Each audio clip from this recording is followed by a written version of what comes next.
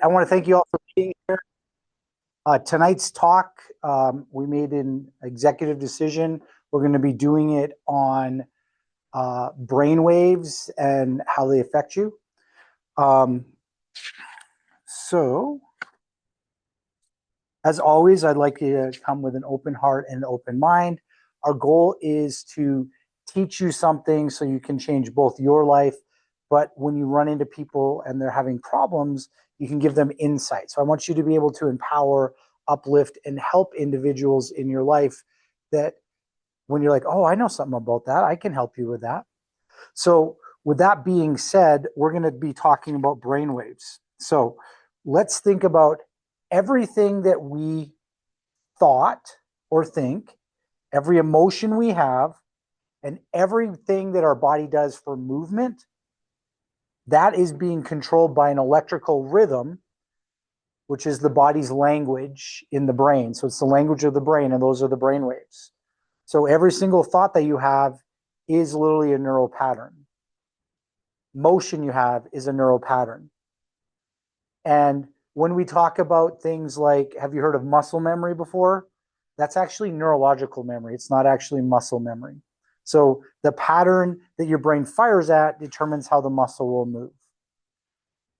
And if you want to understand that, what we want to look at is how are things done that can make your muscles contract. So we've ever seen like a taser before, where they taser the person and they stops moving. Well, that's an electrical signal firing at the frequency that makes all the muscles contract. So if the brain is communicating correctly and the spine allows the nerves to communicate correctly, then the muscles will work correctly. But if they don't, then we get underlying issues.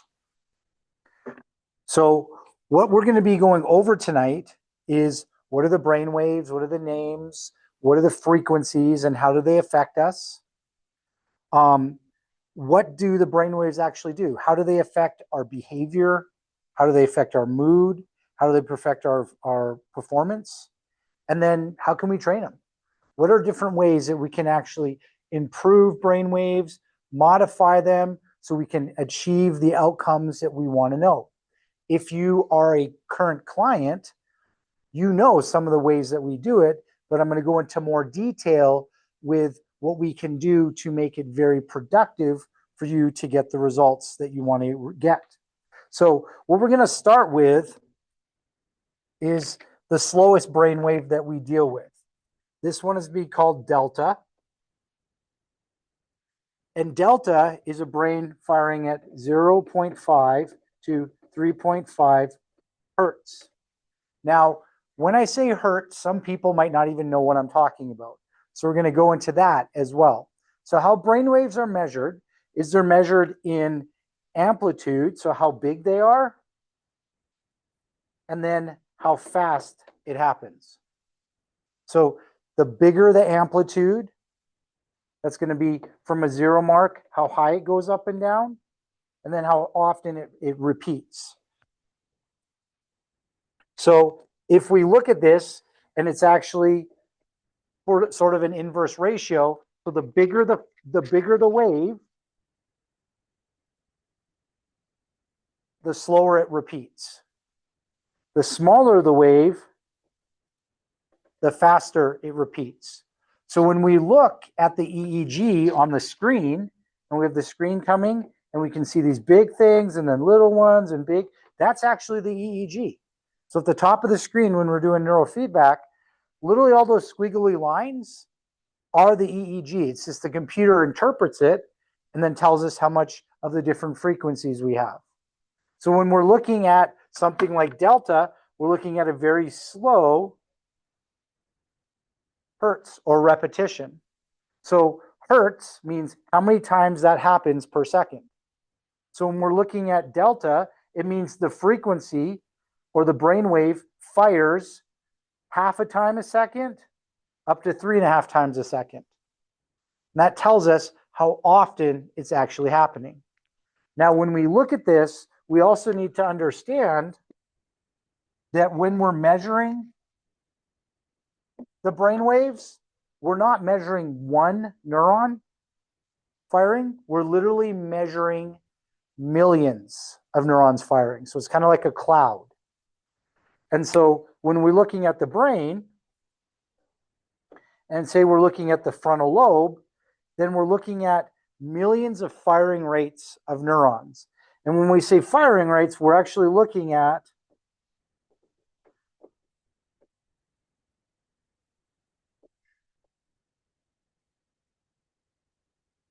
when a neurotransmitter like acetylcholine or dopamine or GABA, those are the things that we like to help you with. Those are neurotransmitters.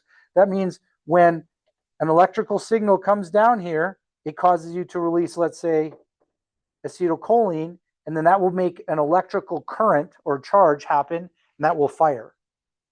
So when we talk about the firing rate, we're talking about how often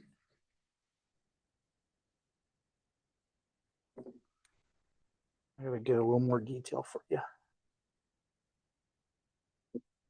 So if we're looking at the neuron, we got the axon, the cell body, the receptor, and then another neuron, axon, cell body. They're going out to every different place. And in here, in the cell body, that's where we have the neurotransmitters. That's where we have GABA. So that's where we're going to have GABA, acetylcholine, catecholamines like adrenaline, noradrenaline. That's where we're going to have dopamine and serotonin. So those are going to be the main ones. So if we have an inhibitory one, we'll give you something like GABA. When GABA goes through, it connects here. And when it hits, it'll cause a depolarization, which will make electrical current actually happen, like a signaling. And the speed at which it goes across and fires and keeps causing firing is equal to the frequency. So the number of times that the neurotransmitter goes from here to here and then causes it to fire is going to literally cause the rate that it fires. So GABA is actually an inhibitory one. So it would slow down the firing. And it's mainly found in the brainstem. Serotonin is going to be more of a stabilizer, but it is excitatory as well as dopamine. But the main excitatory ones are things like norepinephrine and epinephrine, so like adrenaline. We're doing good so far? So we're seeing how it's working. So it depolarizes across, causes a firing rate. If it's really, really quick, it's the higher frequencies like beta and alpha and gamma. If it's slower, it's going to be like delta. So when we talk about the hertz or the frequency, high, low alpha, when we're looking at you and we're like, well, we need to have you produce more frequency, so we're going to increase the bandwidth. That means we're going to give the neuron more potential to fire at different rates to give you a reward. So instead of it firing at the exact rate we want, we'll give it a very broad or big spectrum so it can fire at a lot of rates to help you get the reward. So we're looking at delta, and it's firing at 0.5 to 3.5. Now, delta is correlated to things like deep sleep, as well as body restoration and growth. So what frequency do you think babies have if they need to grow a lot? Delta. What do babies usually do when they're little? Sleep. So that's when you're growing and recovering. This is why if you've ever had a severe injury, your body's tired a lot, is because it needs to heal you. So it's in a literally healing state. So what we want to do is make sure that you're producing that frequency correctly. Low delta, though, so if you're producing on the lower end, it's actually correlated with poor sleep. Higher delta is better sleep. If we have an excess or a lot of production of delta, it's usually correlated with brain injury. So you have a head injury, and what happens is, and I've seen this in different patients, we actually had a lady that we took care of, and she had a stroke.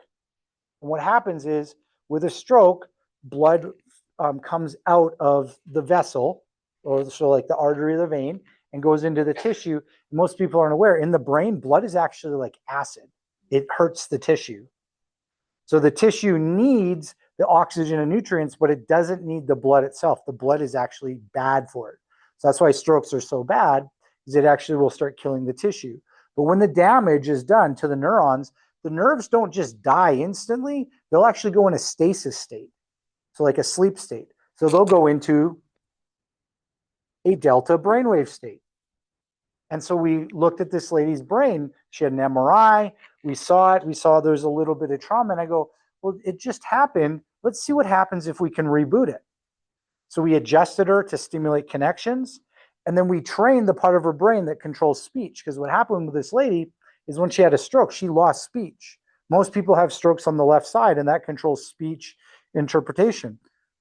So we literally trained right over what's called Broca's and Wernicke's area, which are speech generating areas.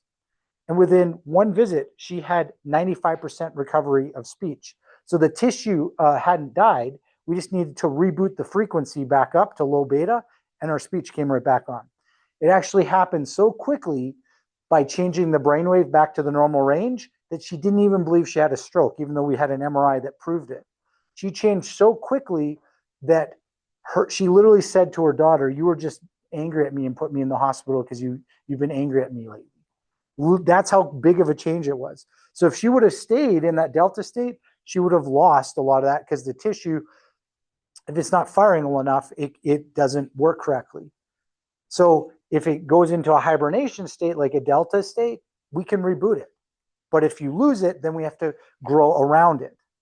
So why do we have to, or why do we recommend everybody gets adjusted first? Is because the adjustment can actually grow new connections. It increases neuroplasticity.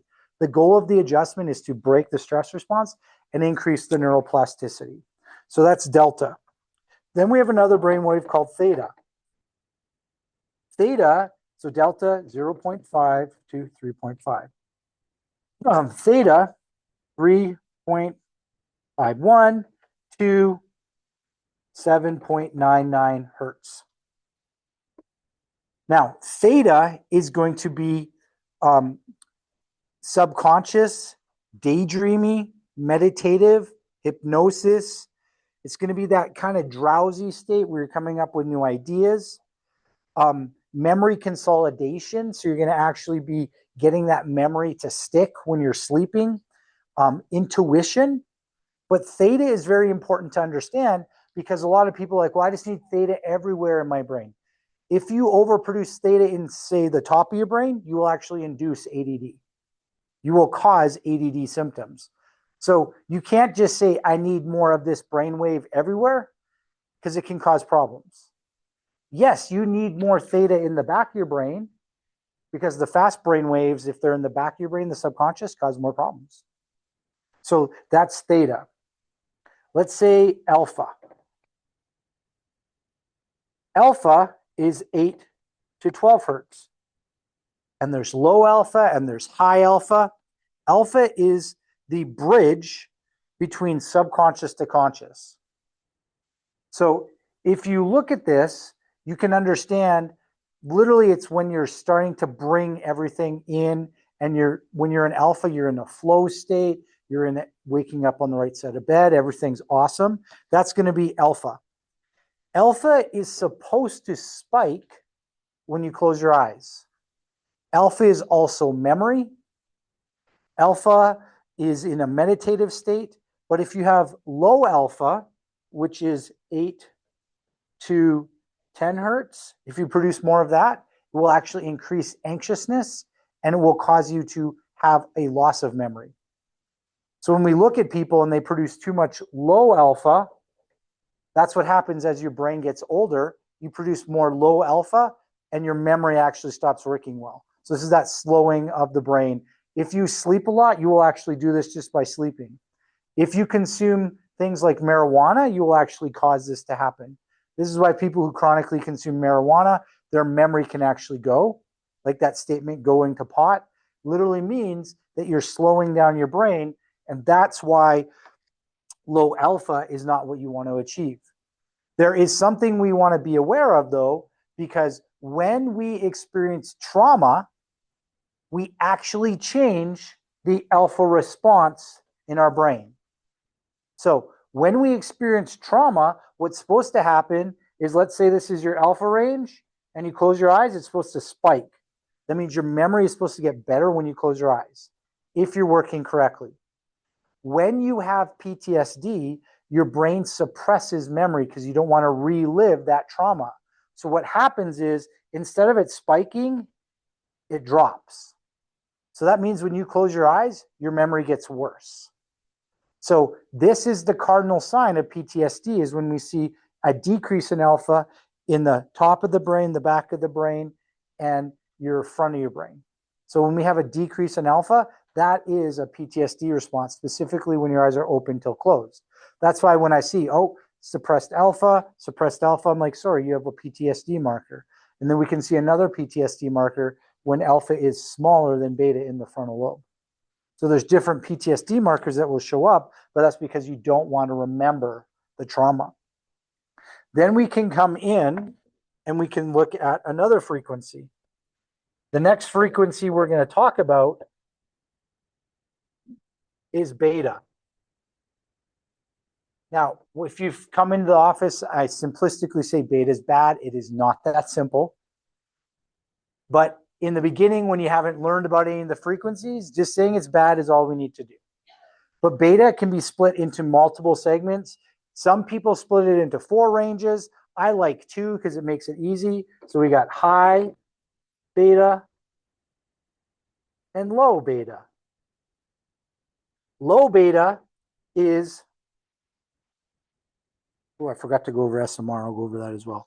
So low beta is 15, or actually 13 to 24. High beta is 25 to 39. High beta is anxiety. High beta is stress. High beta is go, go, go, go, go, tight muscles, everything like that. So if you're in a high beta state, you are in protective state. So remember earlier, I talked about if you overproduce beta in the back of your brain, that's going to cause you to be stressed out. It's going to cause you to have racing thoughts. It's going to cause you to not be able to calm down. This is going to make you predisposed to self-medicating. That means using substances or actions to make yourself feel calm. It can be food, it could be screen time, it could be different things. But that's an overproduction of beta. Now, low beta, on the other hand, it's related to logic, alertness, solving problems. It's related to being able to produce. So beta and alpha are really good places to be. You're in the flow, you can solve answers, you can figure out things, but high beta is going to be related to sympathetic or stress response. High beta is going to be related to anxiety. High beta is related to fight or flight. We do not want to produce high beta. We want to produce low beta and every other frequency. There's another frequency. Well, there's 2 more that I didn't go over. I'm going to step back and show you this one. This one is a very special frequency, and it's found right in the middle top of your brain, and it's called SMR, and it stands for sensory motor rhythm. Most people don't talk about this because it's a culmination of 2 frequencies. It's both low beta and alpha. Why it's important, and it only exists in one part of the brain, is it controls how you move muscles and it controls how you process information. Sensory, processing, taking in information, motor, movement, and rhythm, how often it happens. SMR is 12 to 15 hertz. SMR is where we train it is the very top of the brain or the sides. Usually we train it at the very top or apex of the brain. If you are feeling sluggish, if your memory isn't working as well, this is literally the frequency you want to train. If you want to interpret stuff better, that's the frequency. If you want to get rid of ADD, you push that up, it'll make it go away. Because ADD or ADHD is an overproduction of theta, the slow brainwave, divided by beta, which is SMR and alpha combined. So if you overproduce theta in the sensory motor rhythm, you do not interpret sensory information correctly because your brain in that part is asleep. It's light sleep is theta. So what happens is with these kids who have ADD or ADHD, that part of the brain is asleep and it's the sensory part of the brain. So they need to stimulate themselves to feel awake. So what do? They move. It literally pushes it. Now, there is something very important that we need to be aware of. There is a device that you can give your children that will induce more ADD. Guess what that device is? Any single screen. It will literally induce ADD. So what happens is if we cause the brain to be calmed down by giving it a device and then take the device away, they're not calm anymore and their brain is firing again. You bring the device back, they calm down. You take the device away, they're back to speed up because they don't have the actual ability to produce that theta frequency or slow frequency themselves. So it is not a lie to say screen time will cause ADD. It literally does cause ADD and ADHD. The more you give it to them, the more their brain cannot naturally produce that low brainwave, and it will cause them to be more reactive. That make sense? So we went over SMR. Now we're going to go over gamma. Gamma is really high. It's above beta. So gamma is 39 to 100 hertz. So that's really fast firing. Now gamma is interesting because gamma is actually the ultimate state you want to get to in meditation. So when you meditate and you can get into gamma, it means multiple regions of the brain are firing all at once. Usually you have single regions firing. They'll all be firing, but single regions are moving more than the others. So when you produce gamma, this is literally going to be used for the prefrontal cortex, the frontal cortex, that executive center is working, but the subconscious will be working at the same time. So you can literally have this connection. If you've ever had that euphoric, happy feeling that you get when you're at a concert, that's gamma. It's also correlated with learning, memory, and intuition. So high productions of gamma is ultimately what you would like to do, but it takes a lot of energy. So your brain has to be very, very efficient. If your brain is not efficient, it will not produce gamma. If your brain is not efficient, it will not allow the frontal cortex to work because the frontal cortex takes a lot of energy. So we've talked about all the frequencies. Now we want to talk about, well, what is the different things happen when we're in life? So say we're stressed out. What frequency do you think we're going to produce more of? Are we going to produce more of the low frequencies or the high ones? Yeah, you can go ahead. High ones? So we'll produce more high frequencies. Exactly. So we're going to produce more high beta and less alpha, theta, and that's what the stress response is going to do. It will also decrease blood flow to the frontal lobe. Why is the frontal lobe important? So when we look at the brain, it's literally right above your head, right in front of your eyes, or above your eyes, I mean. That frontal lobe is your executive center. It's your center of your brain that allows you to think, allows you to understand things, communicate, controls the immune system. The frontal lobe is how healthy you are. So if we're in stress, frontal lobe turns off. If we have trauma, frontal lobe turns off. Frontal lobe is very, very, very important. It determines how healthy we're going to be, if we have good memory, if we move our body correctly. Frontal lobe is your longevity. It determines how healthy you're going to be. There are other things that we want to be aware of. What are things that can increase neuroplasticity? The quickest, easiest thing to do that is getting adjusted. It literally increases neuroplasticity. Listening to music can do that. Doing different activities increases neuroplasticity. So the more crotchety and only do the one thing that you want to do, the less neuroplastic you are. The more you learn new activities. Like the easiest way to get neuroplastic changes, specifically in your right brain, is to start doing everything with your left hand.